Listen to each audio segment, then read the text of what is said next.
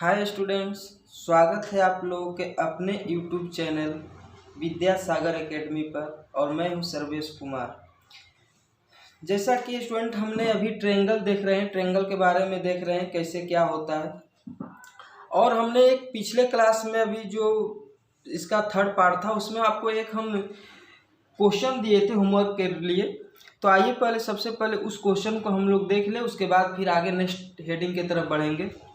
देखिए ये क्वेश्चन क्या था कि यदि किसी त्रिभुज की भुजाएं a equal to 3 centimetre, b equal to 4 centimetre, c equal to 5 centimetre हो तो त्रिभुज के अंतः केंद्र से बने वृत्त की अंतः त्रिज्या क्या होगी। और आप सभी जानते हैं कि अंतः वृत्त क्या होती है, इसके बारे में हमने पढ़ा भी था। तो आइए पहले सबसे पहले इस क्वेश्चन को सॉल्व करें। जैसे मान लीजिए मेरे पास एक ट्रायंगल है ए बी सी और ये एंगल है मेरे पास, एंगल ए, एंगल बी और एंगल सी। अंतःवृत्त की बात कर रहा है तो अंतःवृत्त कैसे क्या होता है, तो सबसे पहले एंगल का क्या करना पड़ता है, एंगल का समद्विभाजक अर्थात एंगल का जो बाइसेक्टर होगा, जो कटान बिंदु होता है, इंटरसेक्शन पॉइंट होता है, वही क्या होता है, अंतः केंद्र होता है। और उसका जो रेडियस होता है वृत्त का, वही क्या होगा, अंतःवृत्त का त्रिज्या होगा। तो आइए देखें, मान लीजिए कि इस पॉइंट पर क्या हुआ, ये पॉइंट मेरा केंद्र है अर्थात ये अंतःवृत्त का अंतः केंद्र है। अब देखिए मान लीजिए कि इस साइड से यानी भुजा से मिलाते हुए एक वृत्त हमने बनाया, ये वृत्त है। और मेरे पास जो भुजा से समान दूरी पर ये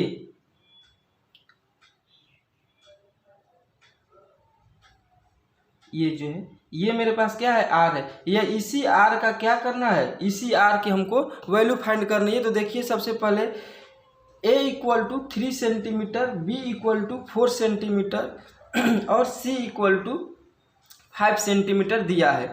मान लीजिए कि हम जानते हैं कि r की वैल्यू क्या होती है, r बराबर होता है मेरे पास क्या, ये होता है डेल्टा अपान s।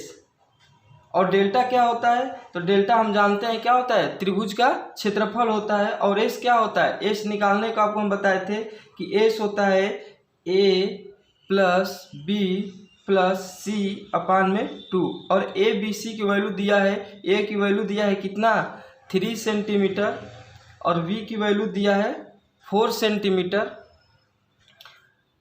और c की वैल्यू दिया है 5 सेंटीमीटर। अपान में 2 करिए तो कितना हो जाएगा, 5 3 8 और 8 4 12 अर्थात 12/6। तो इसका वैल्यू आया कितना, 2, इसकी वैल्यू है 6। अब देखिए हमको डेल्टा फाइंड करनी है। तो डेल्टा फाइंड करने के लिए आपको बताए थे हमने कि अंडर रूट में एस माइनस ए, एस माइनस बी और एस माइनस सी। तो चलिए अंडर रूट में एस की वैल्यू कितना है, एस की वैल्यू है मेरे पास, देखिए ये एस इक्वल टू निकाले हैं कितना, 6। तो एस की वैल्यू रखिए 6 और यहाँ पर एस की वैल्यू 6 और ए की वैल्यू 3 करेंगे तो कितना होगा, 6 में से 3 माइनस होगा तो कितना बचेगा, 3 इंटू यहाँ पर 6 में से b की वैल्यू 4 माइनस करेंगे तो बचेगा 2 और यहाँ पर 6 में से 5 माइनस करेंगे तो बचेगा 1। ये कितना हो गया, अंडर रूट में 3 इंटू 6 18 और 18 2 जा 36 और 36 से 1 से इंटू करेंगे तो कितना हो जाएगा, 36। अंडर रूट में है, अंडर रूट से बाहर जब करेंगे तो ये आएगा मेरे पास 6 और डेल्टा। अब हमको प्राप्त करनी है क्या, ये फार्मूला था आर का। अब मेरे पास एस भी फाइंड हो चुका है, डेल्टा भी फाइंड हो चुकी है। तो अब इसके देखिए फार्मूला है R equal to delta, delta की वैल्यू रखिए कितना, 6 और एस की वैल्यू कितनी है, 6 और ये कट करके 1, यानी कि जो रेडियस अर्थात जो आर की वैल्यू होगी कितना होगी, 1 सेंटीमीटर। 1 सेंटीमीटर इसका आंसर करेक्ट था, फर्स्ट ऑप्शन सही था इसका, 1 सेंटीमीटर। चलिए अब हम बात कर रहे थे कि अंतःवृत्त देखे थे, उसके बाद केंद्रक अर्थात सेंट्रॉइड बात किए थे कि सेंट्रॉइड क्या होता है, इसके बारे में देखे थे। मान लीजिए कि हम आपसे पूछे एक बात कि देखिए, अगर एक त्रिभुज है, मान लीजिए कि ये त्रिभुज है, उसके बाद ये राइट एंगल ट्रायंगल है और ये ऑब्ट्यूस एंगल है, अर्थात अधिक कोण त्रिभुज है। अब हम बात कर रहे हैं कि मान लीजिए क्या केंद्रक, जो सेंट्रॉइड की अगर बात करें, सबसे पहले अगर हम केंद्रक की बात करें तो आप ये पूछेंगे कि नहीं सर, जो सेंट्रॉइड होता है क्या सभी त्रिभुजों में अंदर की ही तरफ बनता है या बाहर की तरफ बनता है? तो आइए देखिए, पहले सबसे मान लीजिए कि मेरे पास निम्न कोण त्रिभुज है, ये समकोण त्रिभुज है और ये अधिक कोण त्रिभुज है। ये मान लीजिए कि ये ए बी सी और ये भी है मेरे पास क्या, ए बी सी, ए बी और सी।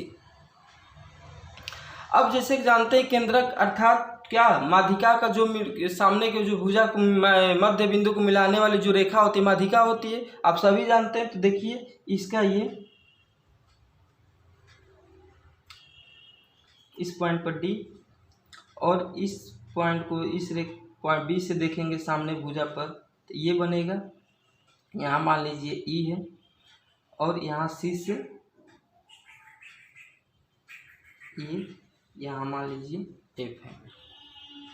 तो देखिए यहाँ पर जो सेंट्रॉइड अर्थात जो केंद्र बना, कटान बिंदु जो तीनों का बना, कहाँ बना, अंदर की तरफ। तो यहाँ पर तो क्या है, क्लियर है बात कि यहाँ बनेगा जो सेंट्रॉइड निम्न कोण में वो अंदर की तरफ बनेगा। ओके, अब हम बात करें समकोण त्रिभुज की। तो समकोण त्रिभुज पर देखिए, यहाँ से अगर लंब डालेंगे, माध्यिका अगर खींचेंगे यहाँ से इस पॉइंट पर, यहाँ से खींचेंगे इस पॉइंट पर और यहाँ से खींचेंगे तो इस पॉइंट पर। यहाँ भी देखिए जो केंद्र अर्थात जो सेंट्रॉइड है ये कहाँ है, अंदर की तरफ है। तो यहाँ भी क्या होगा, अंदर की तरफ। उसके बाद बात करेंगे हम ऑब्ट्यूस एंगल अर्थात अधिक कोण त्रिभुज की। तो यहाँ पर देखिए, मान लीजिए कि यहाँ से आएगा ये इस साइड पर और यहाँ से इस साइड पर और यहाँ से इस, यहाँ भी क्या होगा, ये अधिक कोण त्रिभुज है और यहाँ क्या होगा, सेंट्रॉइड होगा जी, अर्थात यहाँ भी क्या हुआ, अंदर की तरफ हुआ। तो हम देख सकते हैं कि जो भी चाहे जो भी त्रिभुज हो, या एक्यूट एंगल हो या राइट एंगल हो या ऑब्ट्यूस एंगल हो, अर्थात निम्न कोण हो, समकोण हो, चाहे अधिक कोण हो, सब के अंदर अर्थात जो भी त्रिभुज है, चाहे जो भी त्रिभुज हो, जो सेंट्रॉइड बनेगा हर समय के कहाँ बनेगा, त्रिभुज के अंदर बनेगा। तो हम कह सकते हैं कि चाहे जो भी त्रिभुज हो, चाहे जो भी त्रिभुज हो, केंद्रक हमेशा त्रिभुज के अंदर बनेगा। अगर इसी तरह हम बात करें, ये तो आप बात समझ गए कि केंद्रक जो है किसी भी त्रिभुज में अंदर की तरफ बनेगा। अब हम बात करें अंतः केंद्रक की। तो अंतः केंद्रक क्या है कि मान लीजिए अंतः केंद्र, मान लीजिए मेरे पास कोई ट्रायंगल है, जैसे ये है ट्रायंगल है अंतः केंद्र। मान लीजिए मेरे पास ये क्या है, एक्यूट एंगल ट्रायंगल है अर्थात निम्न कोण त्रिभुज है। ये मेरे पास निम्न कोण त्रिभुज है और ये एक मेरे पास राइट एंगल ट्रायंगल है अर्थात समकोण त्रिभुज है और ये मेरे पास एक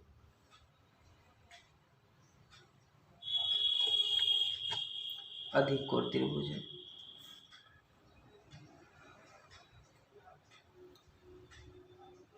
ये अब देखिए A B C, A B C, A B C. अब हम बात कर रहे हैं अंतः केंद्र के। तो आप जानते हैं अंतः केंद्र अर्थात जो एंगल है उसका क्या, बाइसेक्टर, यानी कि उसका समद्विभाजक, या आप ये कह सकते हैं कि जो भुजा है भुजा से क्या, भुजा से गुजरने वाली या भुजा को मिलाते हुए एक हम क्या करते हैं, एक वृत्त खींचते हैं और उस वृत्त का ही जो क्या होता है, जो पॉइंट होता है, जो केंद्र होता है, वही क्या होता है, अंतः केंद्र होता है। तो हम देख सकते हैं कि यहाँ पर जो केंद्र बना, कहाँ बना, एक्यूट एंगल के अंतर्गत अंदर की तरफ बना। अब हम राइट एंगल की बात करेंगे तो यहाँ भी राइट एंगल की देखिए, भुजा से मिलाते हुए एक वृत्त खींचिए और इस वृत्त का जो केंद्र होगा वही क्या होता है, अंतः केंद्र होता है। यहाँ भी उसी तरह सेम देखेंगे तो ये चीज आएगा और यहाँ भी क्या बनेगा, अंदर की तरफ। तो हम ये कह सकते हैं कि अंतः केंद्र भी हमेशा त्रिभुज के कहाँ बनेगा, अंदर बनेगा। चाहे जो भी त्रिभुज हो आपके पास, जो अंतः केंद्र होगा और जो केंद्रक होगा, अर्थात जो सेंट्रॉइड और बताइए क्या, जो सेंट्रॉइड होता है और उसके बाद जो इन सेंटर होता है अर्थात अंतः केंद्र होता है, वो हमेशा किसी भी त्रिभुज में कहाँ बनेगा, वो अंदर की तरफ बनेगा। तो इस तरह हम देख सकते हैं कि जो भी त्रिभुज है अंतः केंद्र और केंद्रक हर समय हमेशा त्रिभुज के अंदर बना। तो चलिए यहाँ तक तो हमारी बात क्लियर हो गई। अब हम नेक्स्ट सेंटर पढ़ेंगे और वो है मेरे पास सर्कम सेंटर अर्थात परिकेंद्र के बारे में पढ़ेंगे। तो देखिए चलिए स्टार्ट करें। परिकेंद्र, परिकेंद्र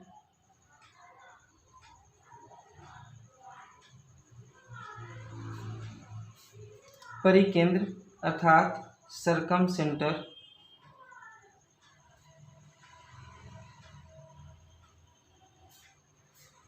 सर्कम सेंटर परिकेंद्र के बारे में पढ़ेंगे। परिकेंद्र क्या होता है, तो देखिए मान लीजिए कि मेरे पास कोई एक ट्रायंगल है, ये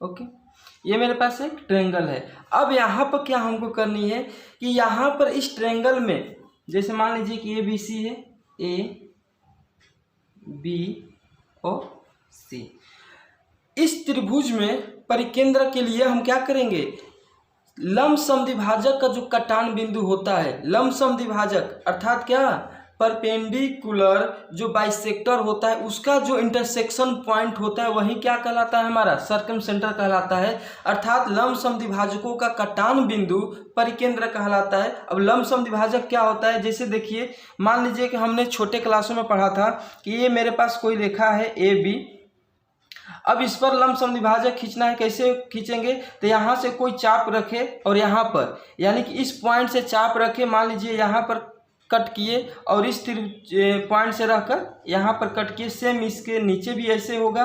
तो मान लीजिए इस पॉइंट को हमने क्या किया, इस लाइन को हमने मिलाया और यही मेरा क्या होगा, लंब समद्विभाजक। ये देखिए 90 डिग्री पर आएगा और समद्विभाजक अर्थात कि ए मान लीजिए यहाँ पर O है तो ए ओ इक्वल होगा क्या, ओ बी। तो ये होता है लंब समद्विभाजक। सेम इसी तरह हमने क्या करना है, हमको यहाँ जो ट्रायंगल है मेरे पास ए बी सी, इस ट्रायंगल में हमको लंब समद्विभाजक खींचना है। तो जैसे मान लीजिए कि ए बी की बात करेंगे, ए बी का जो लंब समद्विभाजक होगा कुछ इस तरह होगा। देखिए ये मान लीजिए ये यहाँ 90 डिग्री और उसके बाद इस सी को देख, सी का जो लंब केंद्र जो लंब समद्विभाजक होगा वो होगा मेरा यहाँ पर, देखिए यहाँ 90 डिग्री बनेगा। और जो बी से होगा वो कहाँ होगा, जो ए सी का होगा वो होगा मेरे पास ये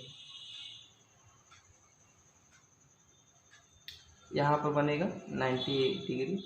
देखिए जैसा कि आपने देखा कि जो ए बी का लंब समद्विभाजक है अर्थात जो भुजा का जो समद्विभाजक है वो लंब समद्विभाजक ये इस पॉइंट पर, उसके बाद जो बी सी का है इस पॉइंट पर और जो ए सी का है इस पॉइंट पर हमने क्या किया, कट किया। उसके बाद अब देखिए कि आप जानते हैं कि यहाँ पर जो इंटरसेक्शन पॉइंट है, ये जो तीनों साइडों को जो लंबद्विभाजक जो लंब समद्विभाजक का जो कटान बिंदु है, अर्थात जो इंटरसेक्शन पॉइंट है, वो मेरे पास क्या है, ये है। और इसको हमने क्या डिनोट किया, ये मेरे पास ओ बिंदु है, ओ पॉइंट से हमने क्या किया, इसको डिनोट किया। और यही मेरा क्या कहलाता है, परिकेंद्र कहलाता है, अर्थात यही मेरा सर्कम सेंटर कहलाता है। अब मान लीजिए कि यहाँ से मैंने एक वर्टिक्स से, इस जो वर्टिक्स है यानी जो शीर्ष है, इस शीर्ष से मिलाते हुए हमने एक क्या किया, एक वृत्त बनाया। देखिए इस वर्टिक्स को मिलाते हुए हमने एक वृत्त खींचा।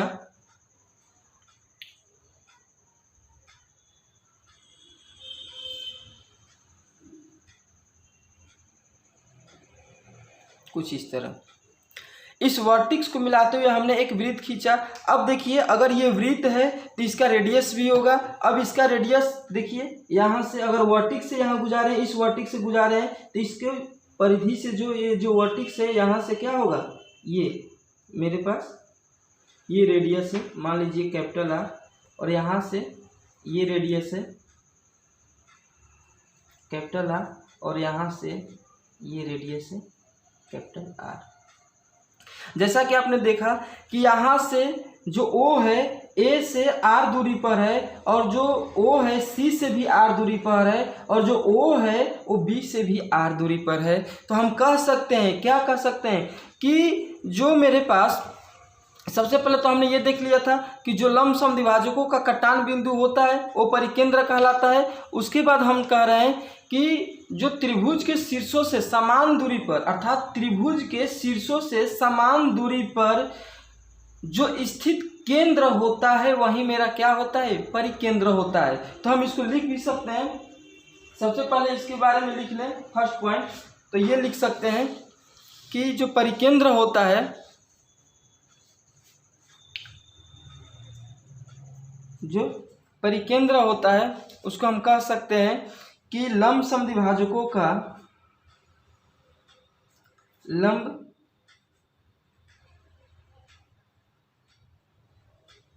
समद्विभाजकों का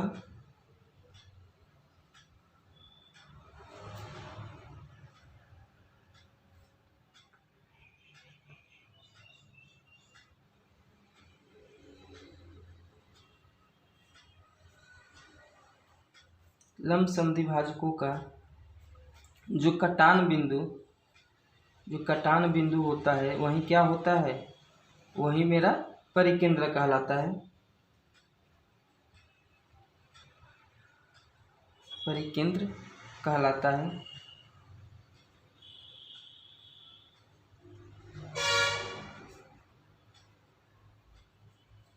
ओके, अब हम नेक्स्ट पॉइंट लिख सकते हैं। जैसा कि आपने देखा कि जो त्रिभुज के शीर्षों से जो समान दूरी पर स्थित जो केंद्र है वही क्या होता है, परिकेंद्र कहलाता है।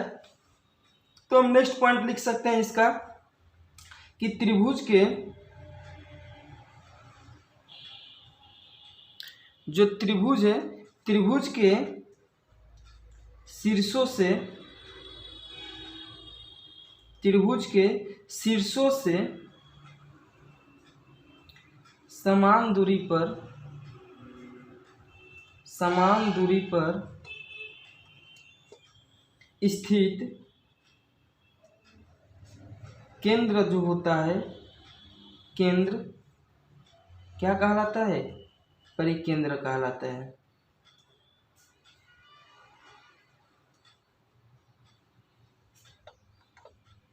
ओके, तो हम कह सकते हैं कि लंब समद्विभाजकों का कटान बिंदु परिकेंद्र कहलाता है। और जो अर्थात या ये भी कह सकते हैं कि जो त्रिभुज के शीर्षों से जो समान दूरी पर स्थित जो केंद्र होता है वही क्या होता है, परिकेंद्र कहलाता है।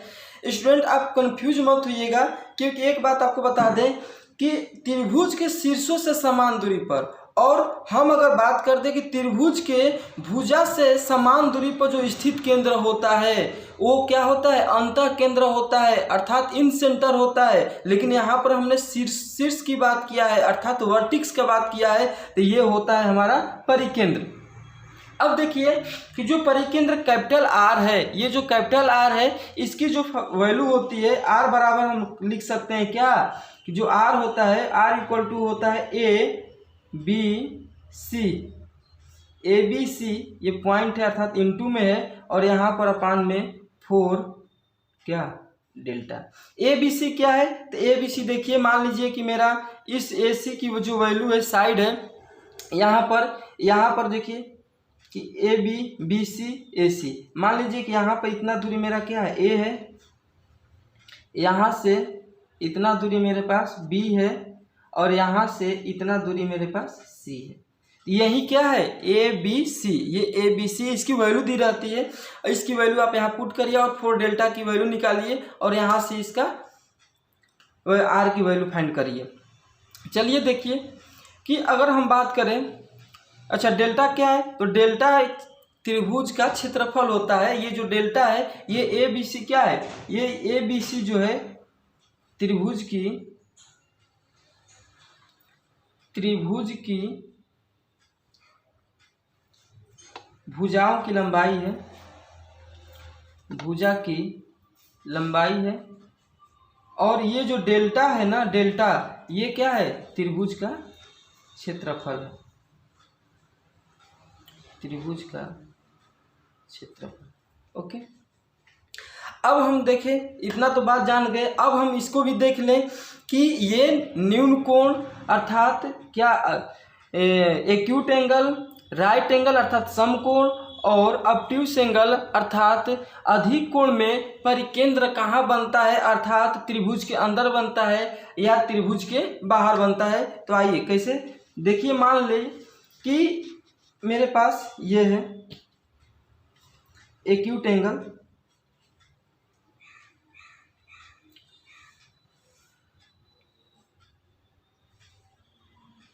और ये है मेरे पास राइट एंगल और सेम ये है मेरे पास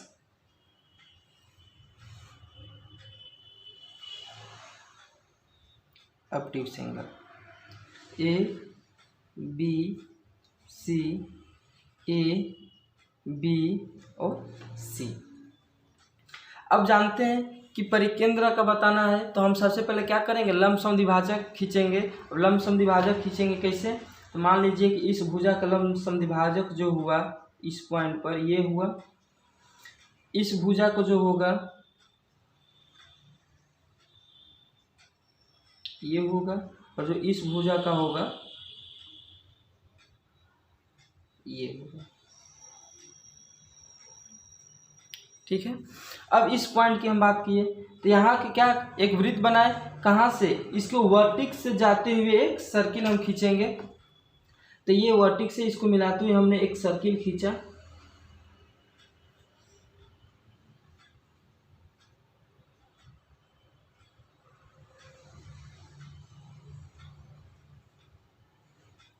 ओके, अब यहाँ पर देखिए जो पॉइंट है ये आप जानते हैं कि इस वर्टिक्स से यहाँ तक जो दूरी होगी ये मेरे पास, ये जो डिस्टेंस होगी यही मेरा क्या होगा आर होगा, अर्थात वृत्त का त्रिज्या होगा परिवृत्त का, ये आर और ये आर परिवृत्त का त्रिज्या।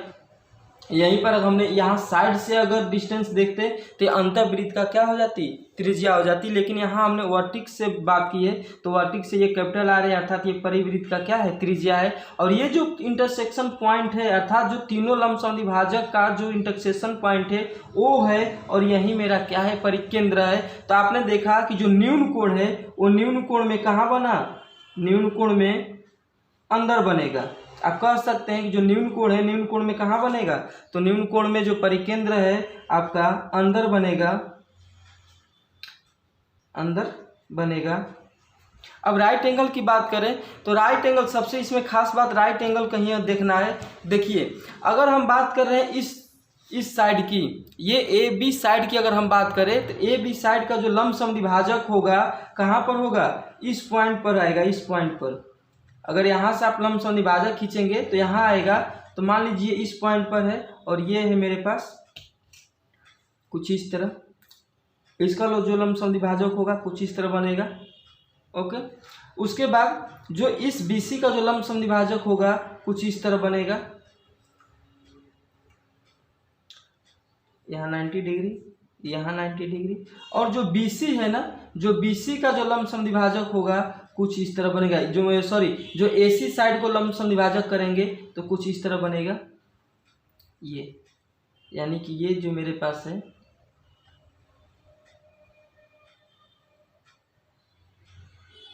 ये साइड, यानी ये जो पॉइंट है ये कहाँ है, ये त्रिभुज के कर्ण पर है अर्थात हाइपोटेनस पर है। और देखिए हम कह सकते हैं कि ये जो परिवृत्त बनेगा अर्थात समकोण में जो परिवृत्त बने, जो केंद्र बनेगा अर्थात परिकेंद्र बनेगा वो कहाँ बनेगा, कर्ण पर बनेगा। तो हम लिख सकते हैं कि जो समकोण है, समकोण में जो बनेगा वो कहाँ बनेगा, कर्ण पर बनेगा।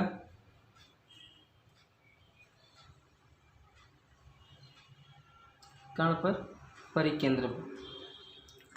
अब देखिए मान लीजिए आप ये भी कह सकते हैं जैसे कि मेरे पास अगर ये इसको अगर हम वृत्त बनाए, इस वर्टिक्स को मिलाते हुए हमने एक वृत्त बनाया, इस वर्टिक्स को मिलाते हुए ये कुछ इस तरह बनेगा।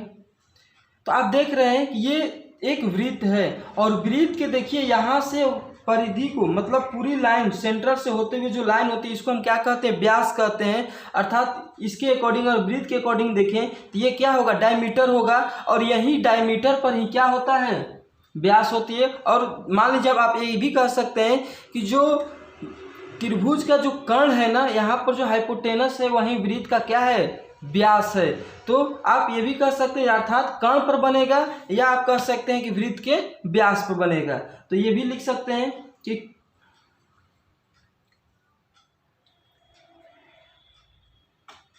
और कर्ण पर बनेगा, या सॉरी और नहीं, या कह सकते हैं आप कि या वृत्त के व्यास होती है, या वृत्त के व्यास पर बनेगा,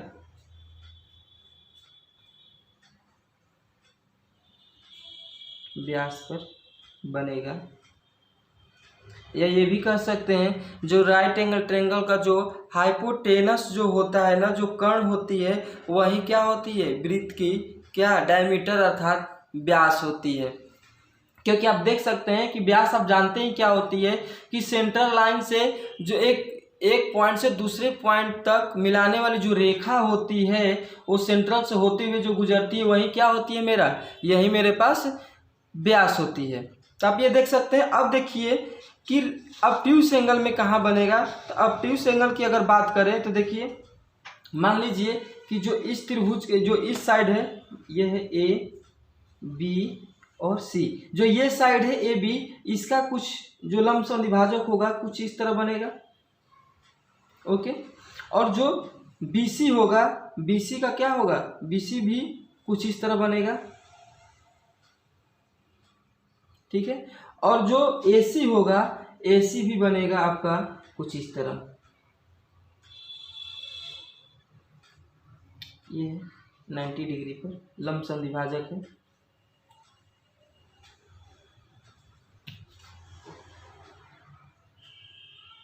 ये इसको भी आगे बढ़ा लीजिए।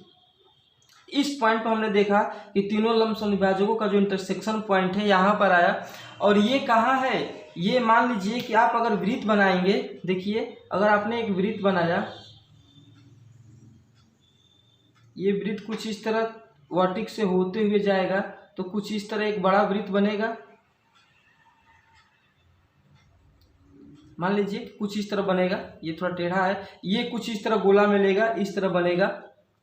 तो ये कहाँ बनेगा, ये बनेगा आपका, ये मान यहाँ कंफ्यूज ना होइएगा क्योंकि ये हमने ये थोड़ा सा मिस्टेक हो गया था, ये कुछ इस तरह एरिया लेगा और इस तरह बनेगा। तो हमने यहाँ पर केवल आपको दिखाया कि ये ऐसे वृत्त बनेगा, और ये जो सेंटर होगा ना यही परिकेंद्र होता है, और ये कहाँ बनेगा, ऑब्ट्यूज एंगल में अर्थात अधिक कोण में त्रिभुज के बाहर बनेगा, न कि त्रिभुज के अंदर बनेगा। तो हम लिख सकते हैं कि जो अधिक कोण है, अधिक कोण में जो परिकेंद्र होता है वो कहाँ बनेगा? त्रिभुज के, अर्थात जो परिकेंद्र अधिक कोण में बनेगा वो कहाँ बनेगा? परिकेंद्र त्रिभुज के बाहर बनेगा, त्रिभुज के बाहर बनेगा। ओके, तो ये मेरा अधिक कोण था। आपने देखा कि ये जो था मेरा क्या था? अधिक कोण था, अधिक कोण त्रिभुज। और ऊपर हमने देखा कि ये न्यून कोण त्रिभुज था, ये सम कोण त्रिभुज था और ये अधिक कोण त्रिभुज था। तो हमने सब में देख लिया कि जो न्यून कोण त्रिभुज में जो परिकेंद्र बनेगा वो कहाँ बनेगा? त्रिभुज के अंदर बनेगा। और जो सम कोण त्रिभुज में बनेगा वो हम ये कह सकते हैं, या तो ये कहें कि हम कर्ण पर बनेगा, कर्ण जो ये हाइपोटेनस है इस पर बनेगा, या तो कहें कि वृत्त के जो डायमीटर होती है अर्थात जो वृत्त के जो व्यास होती है उस पर बनेगा परिकेंद्र। और जो अब नेक्स्ट है मेरा अधिक कोण। तो अधिक कोण में कहाँ बनेगा? तो अधिक कोण में परिकेंद्र ट्रायंगल के बाहर बनेगा, कि अर्थात ट्रायंगल के बाहर साइड में ये जो परिकेंद्र है मेरा ट्रायंगल के बाहर साइड में है। तो इस तरह से हम कह सकते हैं कि अलग अलग ट्रायंगलों में अलग अलग तरीके से, किसी में न्यून कोण में हमने कह दिया कि ट्रायंगल के अंदर बनेगा परिकेंद्र, राइट एंगल ट्रायंगल में कहा कि हाइपोटेनस पर बनेगा, और अधिक कोण में अर्थात ऑब्ट्यूस एंगल में कहा कि ट्रायंगल के आउटसाइड बनेगा अर्थात ट्रायंगल के बाहर बनेगा। ओके स्टूडेंट, तो चलिए यहाँ तक तो हमने कंप्लीट कर दिया। अब अगला नेक्स्ट है मेरा, जो नेक्स्ट है जो सेंटर वो है मेरा ऑर्थो सेंटर, अर्थात जो नेक्स्ट है वो है लंब केंद्र, लंब केंद्र, लंब केंद्र अर्थात ऑर्थो सेंटर।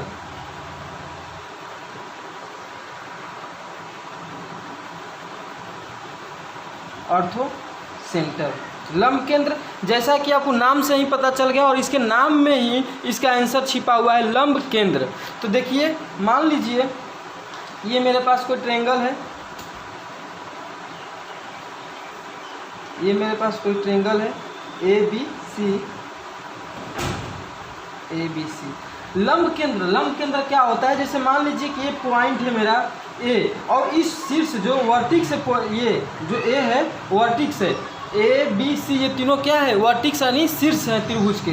तो इस वर्टिक्स के सामने वाले से, यानी इस वर्टिक्स से सामने भुजा पर जो है वो लंब डाला गया। सामने भुजा पर डाले गए जो लंब होता है ना, यही क्या होता है? लंब।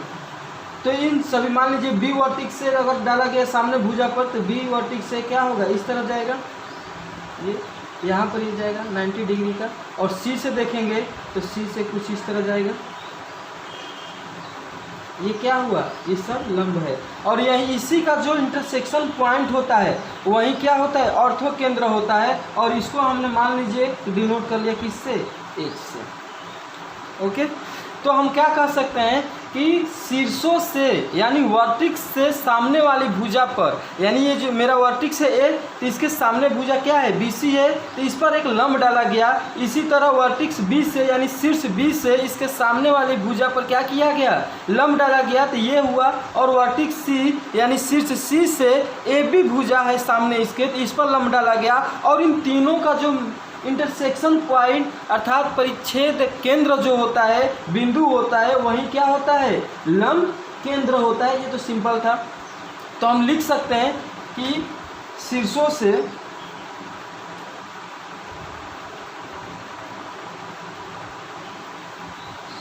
से अर्थात वर्टिक्स सामने वाली, शीर्षों से सामने वाली भुजा पर, सामने वाली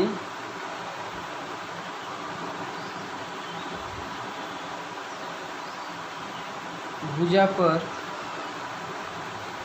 सामने वाली भुजा पर डाले गए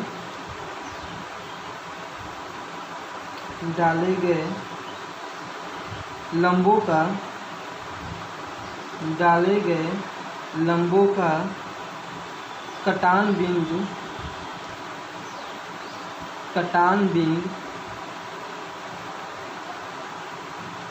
क्या कहलाएगा? लंब केंद्र, लंब केंद्र कहलाता है, लंब केंद्र कहलाता है, अर्थात ऑर्थो सेंटर।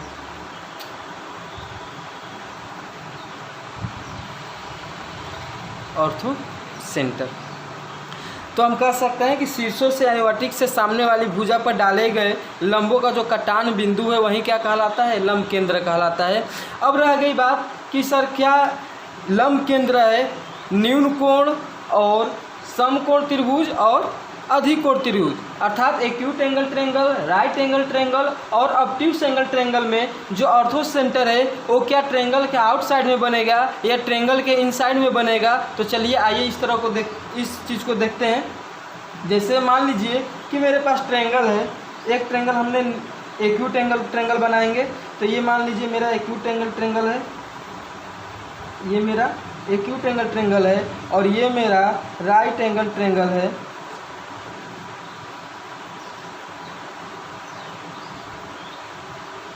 ये राइट एंगल ट्रायंगल है। उसके बाद एक हमने बनाया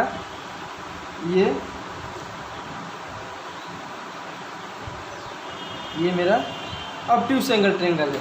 इसको हम लिख सकते हैं ये मेरा एक्यूट एंगल ट्रायंगल है, एक्यूट एंगल ट्रायंगल अर्थात न्यून कोण। ओके, ये है मेरा राइट एंगल ट्रायंगल,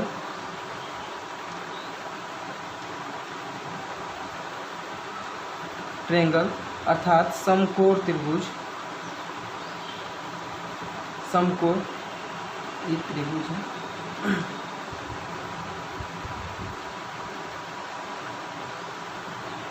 और ये है ऑब्ट्यूस एंगल ट्रायंगल अर्थात अधिकोण त्रिभुज, अधिकोण त्रिभुज। ये अब चलिए देखिए, मान लीजिए कि हम क्या करेंगे, इस एंगल एक्यूट एंगल में क्या किया, ये ए बी सी है, सबको आप नाम दे दीजिए ए बी सी। ये भी है मेरा ए बी और सी, ये भी सी है। अब इसमें हम क्या करेंगे, लंब डालेंगे। सबसे पहले हम अगर एक्यूट एंगल की बात करें तो मान लीजिए कि इस साइड पर ये जो है मेरा, इस साइड पर क्या किए, लंब डाले। तो इस साइड पर अगर लंब डालेंगे तो मान लीजिए जैसे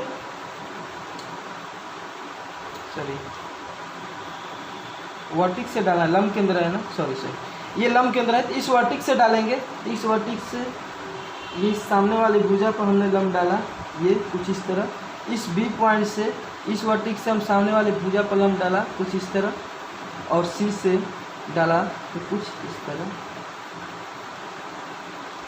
और ये पॉइंट है, यही मेरा क्या होता है, यही मेरा ऑर्थो सेंटर होता है, अर्थात लंब केंद्र होता है।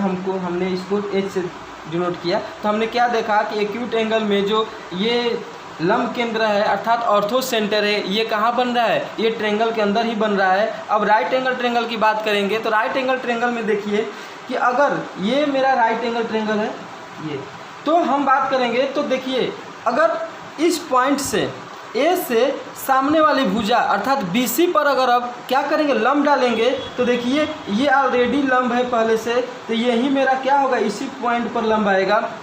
आप डाल के देख भी सकते हैं कि ऑलरेडी ये परपेंडिकुलर है। तो आप ए से इस भुजा BC पर राइट एंगल ट्रायंगल पर लंब डालेंगे तो ऑलरेडी पहले से ये 90 अंश का डिग्री का कोण बनाया है, तो इसी पॉइंट पर फिर क्या होगा, लंब आएगा। तो एक तो ये पहले से है, इसी तरह सेम हम क्या करेंगे, C पॉइंट से AB पॉइंट पर अगर लंब डालेंगे तो इसी पॉइंट पर आके मिलेगा। अब हम बात करेंगे C पॉइंट से अगर बात करेंगे AB साइड पर, AB साइड पर अगर लंब डालेंगे तो मान लीजिए कि ये कहाँ मिलेगा, ये मिलेगा यहाँ कुछ इस तरह। ओके, यहाँ मिला। तो हम क्या देख रहे हैं कि जो पॉइंट B जो है वो दो समकोण त्रिभुज के लिए एक लंब केंद्र होगा। मतलब जो ये पॉइंट B है ना, ये देखिए इस A के लिए और इस सी के लिए क्या होगा, लंब केंद्र होगा। अब मान लीजिए कि इससे इस पर अगर लंब डाले, इस साइड को भी अगर हमने यहाँ से बढ़ाया इसे, तो इस पॉइंट पर आके मिलेगा, इस मिलेगा तो कहा क्या होगा, हम कह सकते हैं कि जो एक्यूट एंगल की बात हो रही है, सॉरी राइट एंगल की बात, इसमें हम कह सकते हैं क्या कि पॉइंट जो बी है, जो पॉइंट बी है, जो पॉइंट बी है वो समकोण त्रिभुज, ओ समकोण त्रिभुज के लिए क्या होगा, लंब केंद्र होगा, लंब केंद्र होगा। अर्थात हम कह सकते हैं कि राइट एंगल ट्रायंगल में जो पॉइंट बी है वहीं क्या होगा, लंब केंद्र होगा। तो इस तरह हम देख सकते हैं कि एक्यूट एंगल में ट्रायंगल के अंदर बना लंब केंद्र ऑर्थो सेंटर, और जो राइट एंगल ट्रायंगल है इसको हम कह सकते हैं कि जो बी पॉइंट है, यानी कोई जरूरी नहीं कि यहाँ बी ही हो, मान लीजिए कि हम यहाँ नाम चेंज कर दे, पी क्यू आर कर दे, तो इस पॉइंट पर आपको ये ध्यान देना है कि इस पॉइंट पर जो पॉइंट पर जो वैल्यू होगी, जो नाम होगा, पी हो, बी हो, एफ हो, एस हो, कुछ भी हो, तो उस चीज़ पर क्या होगा, तीनों का जो लंब केंद्र होगा, इंटरसेक्शन पॉइंट होगा, वो होगा ऑर्थो सेंटर, इस पॉइंट पर होगा। आपको ये ध्यान देनी है। तो यहाँ पर इसमें हमने बी रखा है, इसलिए हमने कहा कि जो पॉइंट बी है वो समकोण त्रिभुज के लिए लंब केंद्र होगा। आप ये कह सकते हैं, मान लीजिए कि हमने कहा कि ए न रख करके पी क्यू आर लिख दिया, तो हम कहेंगे कि जो आर होगा वो क्या होगा, समकोण त्रिभुज के लिए लंब केंद्र अर्थात ऑर्थो सेंटर होगा। इसी तरह अगर हमने बात करें ऑब्ट्यूस एंगल की, चलिए ऑब्ट्यूस एंगल की हम नेक्स्ट पेज पर देखिए, क्योंकि इसमें थोड़ा सा फिगर इसका कुछ बड़े साइज में बनेगा। तो मान लीजिए ये मेरे पास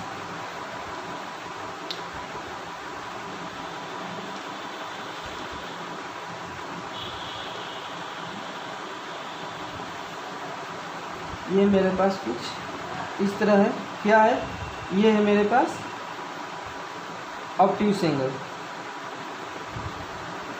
ऑब्ट्यूस एंगल ट्रायंगल अर्थात अधिकोण त्रिभुज। ओके, अधिकोण त्रिभुज।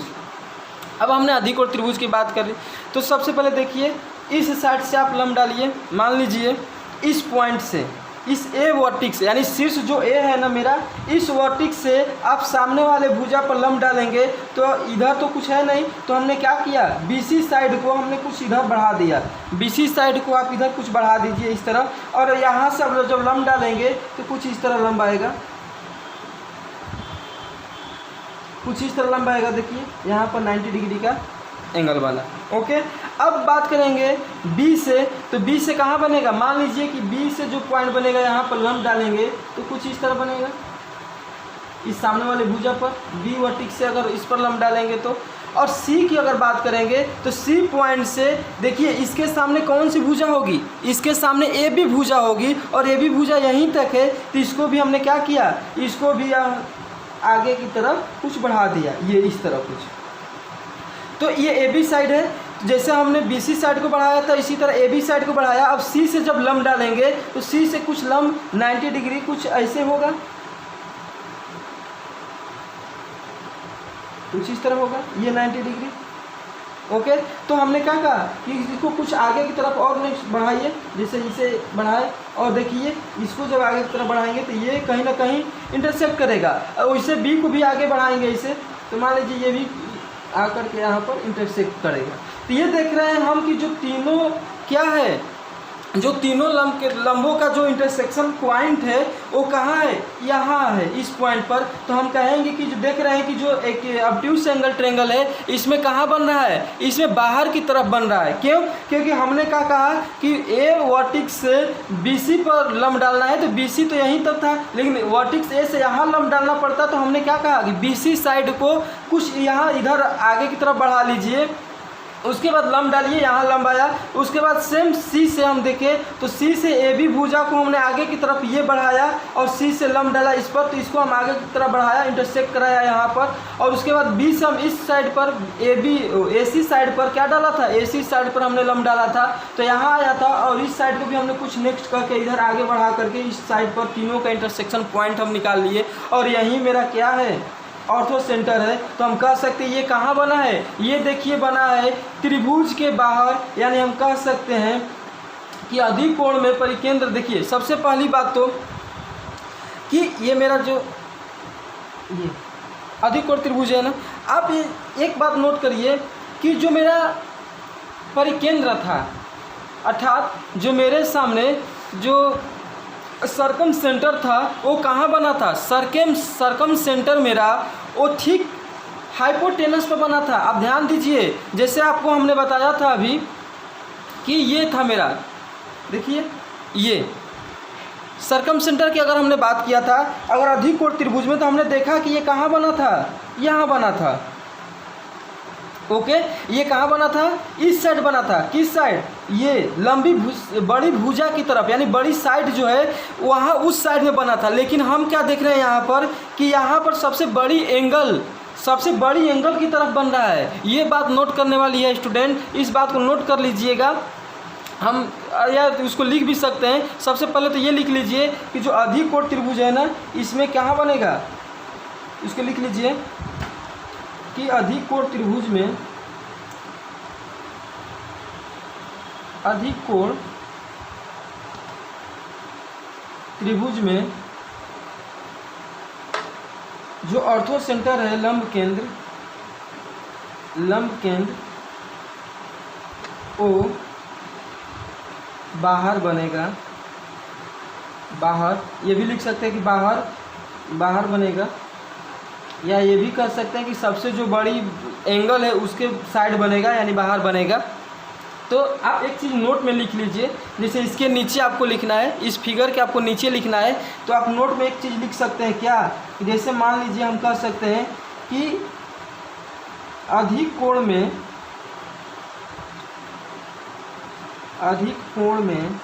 यानी कि ऑब्ट्यूस एंगल में,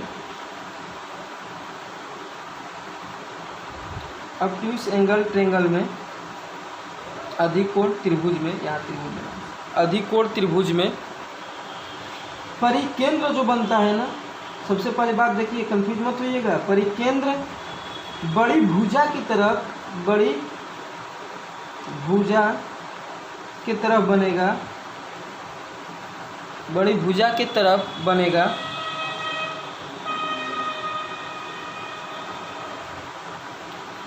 जबकि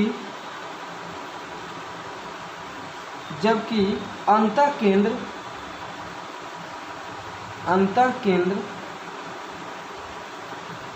बड़ी कहाँ बनेगा, बड़ी कोण अर्थात एंगल की तरफ बनेगा। आपने देखा भी, एंगल की तरफ बनेगा,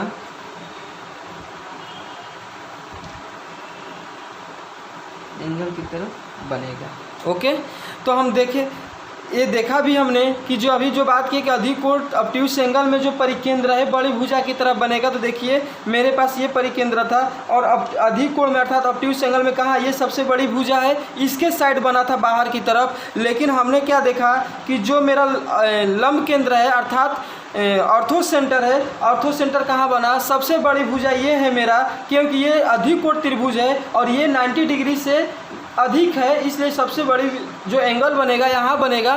तो इसके साइड बन रहा है क्या, ऑर्थो सेंटर। ये दोनों में थोड़ा सा डिफरेंट था, इस चीज़ को आप दिमाग में नोट कर लीजिएगा। तो आप देख लिए कि कैसे क्या हुआ, अधिकोण त्रिभुज में परिकेंद्र अर्थात सरकम सेंटर का क्या नियम है या कहाँ बनता है, अर्थात ऑर्थो सेंटर का अधिक ऑब्ट्यूस एंगल में कहाँ बनता है, ये सब चीज़ें हमने देख ली। अब खास चीज़ें ये है कि कुछ कंसेप्ट हैं ट्रायंगल में, उस कंसेप्ट को भी हम देखते चलेंगे साथ ही साथ। तो चलिए नेक्स्ट की तरफ आगे बढ़े अगर, तो हम बात करेंगे कुछ इसके कंसेप्ट के बारे में। तो कुछ कंसेप्ट देख लें। तो देखिए मान लीजिए कि कोई एक ट्रायंगल है, कोई भी ट्रायंगल ले लीजिए आप, कि जैसे मान लीजिए कंसेप्ट कुछ आप देख लीजिए। जैसे मान लीजिए फर्स्ट कंसेप्ट की बात करें तो कंसेप्ट कुछ ट्रायंगल का इम्पोर्टेंट कंसेप्ट है, इसको समझ लीजिए आप। फर्स्ट की अगर बात करें तो जैसे मान लीजिए मेरे पास कोई एक ट्रायंगल है, आपने कहा कि एक ट्रायंगल है कुछ इस तरह के, ये ट्रायंगल है और ये आपने कहा कि जो डी है ना, यहाँ पर एक पॉइंट है डी और ई, ये मिड पॉइंट है किसका, ए बी का। जैसे ए बी सी है तो ये डी जो है ए बी का मिड पॉइंट है और जो ई है किसका मिड पॉइंट है, ए सी का मिड पॉइंट है। तो हम यहाँ पहले लिख लें कि डी ई और एफ, डी ई एफ भुजाओं का मध्य बिंदु है, भुजाओं का मध्य बिंदु है, मध्य बिंदु है जब मध्य बिंदु है, ठीक है। अगर मान लीजिए जब हम इस मध्य बिंदु को, जैसे मान लीजिए BC का मध्य बिंदु यहाँ पर हमने कहा कि F है, तो देखिए तीनों साइड का मध्य बिंदु यानी मिड पॉइंट हमने निकाल लिया कि AB का मिड पॉइंट हमने कहा D है, BC का मिड पॉइंट F है और AC का मिड पॉइंट E है। और हमने ये कहा कि मान लीजिए कि जब इस मिड पॉइंट को मिलाएंगे, जैसे मान लीजिए इस मिड पॉइंट को हमने मिलाया तो आपने कहा कि चलिए मिलाइए, तो ये देखिए ये इस तरह से कुछ ये बना मिड पॉइंट को मिलाने पर। देखिए मिड पॉइंट को मिलाने के बाद एक और स्मॉल ट्रायंगल का निर्माण हो रहा है। तो यहाँ से लिख लीजिए कि जब मध्य बिंदु को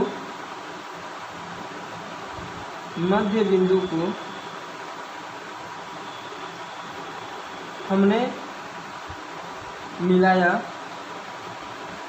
मध्य बिंदु को हमने मिलाया तो एक ट्रायंगल अर्थात त्रिभुज डी ई और एफ बना। ओके, डी ई एफ एक ट्रायंगल बना। अच्छा, अब आप ये बताइए कि इस जो डी ई एफ का जो सबसे हमको जो इम्पोर्टेंट जो बातें करनी है, ये करनी है कि जो इस मध्य बिंदु को मिलाने पर जो ट्रायंगल बना, उस ट्रायंगल का एरिया क्या होगा, अर्थात उस ट्रायंगल का क्षेत्रफल क्या होगा। तो देखिए हम लिख सकते हैं कि जो ट्रायंगल डी ई एफ है ना, डी ई एफ अर्थात इस ट्रायंगल की हमने बात की है डी ई एफ, इसका जो क्षेत्रफल होगा वो होगा डी ई एफ का जो क्षेत्रफल होगा वो क्या होता है, वो होता है 1/4 और ट्रायंगल ए बी सी का क्षेत्रफल। Okay, triangle A B C का क्षेत्रफल, ठीक है। तो हम कह सकते हैं कि जो एक त्रिभुज के मध्य बिंदुओं को मिलाने पर जो एक त्रिभुज छोटा त्रिभुज बनता है, उसका जो एरिया होता है बड़े वाले त्रिभुज का 1/4 होता है। ओके, ठीक है। तो देखिए नेक्स्ट कंसेप्ट है मेरे पास और नेक्स्ट कंसेप्ट सेकेंड है और नेक्स्ट कंसेप्ट को हम नेक्स्ट वीडियो में देखेंगे, नेक्स्ट पार्ट में देखेंगे। आज इतना ही।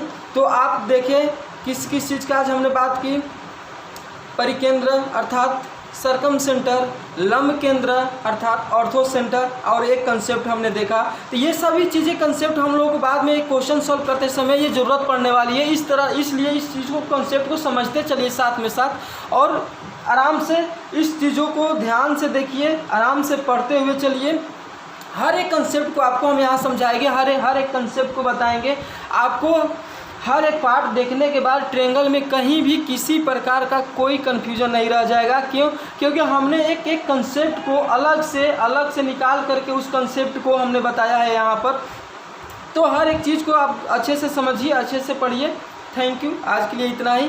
फिर नेक्स्ट वीडियो में हम बताएंगे कि नेक्स्ट कंसेप्ट क्या है। एक से बढ़कर एक कंसेप्ट आपको बताएंगे और एक बढ़िया आपको एक क्वेश्चन करवाएंगे अच्छे कि जैसे कि आपका हर एक क्वेश्चन क्या हो, हर एक क्वेश्चन हम अच्छे से समझ सकें, अच्छे से सॉल्व कर सकें, जिससे आपको कोई भी प्रॉब्लम ना हो। ओके, ठीक है। Thank you student.